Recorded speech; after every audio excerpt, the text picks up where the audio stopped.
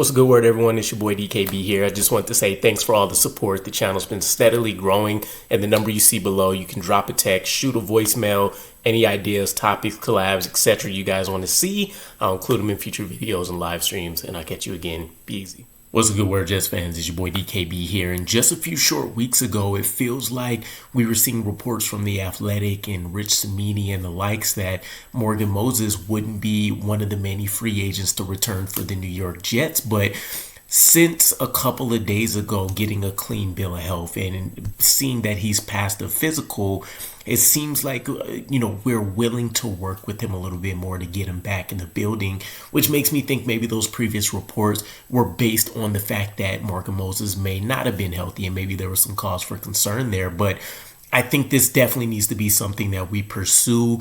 I love the idea of what we ended up doing last year with Morgan Moses and Tyron Smith, allowing Olu Fashanu to come in and really work at his own speed in order to be able to hit the field and see the level of success that he did.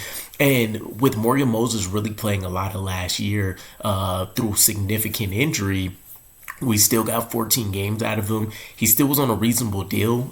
He signed with the Ravens for 3 years, $15 million. I believe he played with us on about a $5.5 million deal last year. And so maybe we're talking about being in that same range. You could potentially argue that maybe we get a little bit of a discount there based on the injury concern, or maybe you end up using that Tyron Smith model and you make it an incentive-laden contract based on availability. But one of the things that is twofold, right? You would have the fact that you're securing your starting offensive line up front, something that hasn't been the case for us in many, many moons, right? Two, when it comes to the draft, specifically at our first pick, number 7 overall, you don't have to force the issue of going right tackle, right? You can play the best player available approach, or you can look to see if a blue chip that you don't necessarily care to invest in is available, and maybe you can end up flipping that pick for a, pretty huge haul in return. But I've seen Mimbu as a rising name that can, especially after the combine that he blew up, that can end up being suitable value at number 7 for us.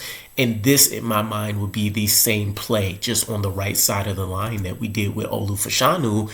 And yes, it's not sexy. It's not going to excite many people out there that aren't in the weeds of, what it takes to build a roster and trench play and all of that good stuff. But I think it's the exact type of moves that you want to stack on top of each other.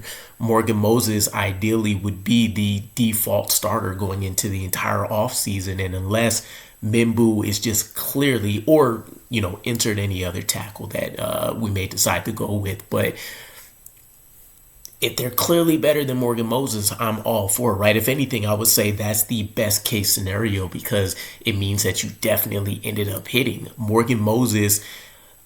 From a talent standpoint, you definitely see the age starting to catch up to him. You see all the injuries that he's going through starting to catch up with him and sap some of that athleticism, some of his ability to play with that power and leverage that really makes him a unique prospect for his size. But you can't undervalue the mentorship that he would be able to provide. And I remember Damian Woody highlighting Carter Warren last year, for example, as well as a guy that he still thinks is an in-house option for a starting job. And maybe that's changed, but another toolsy guy, right? So you just stack all of these guys together and see who really comes out on top.